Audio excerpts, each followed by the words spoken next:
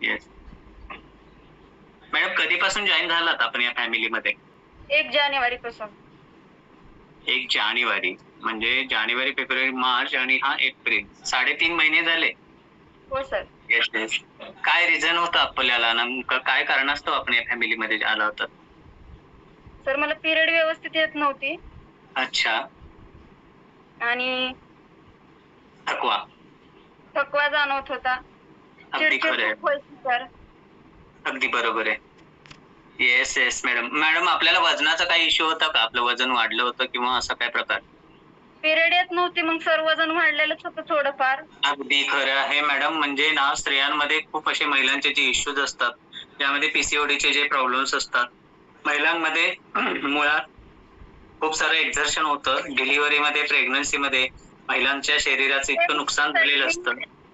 जी. प्रेग्नन्सीसाठी join झालेली आहे. अगदी बरोबर आहे आणि यामध्ये काय आहे आपल्या बॉडीचा ज्यावेळेला मेटाबॉलिझम प्रॉपर होतो, त्यावेळेलाच आपल्याला हे सगळ्या गोष्टीमध्ये आपल्याला यश मिळतं मॅडम.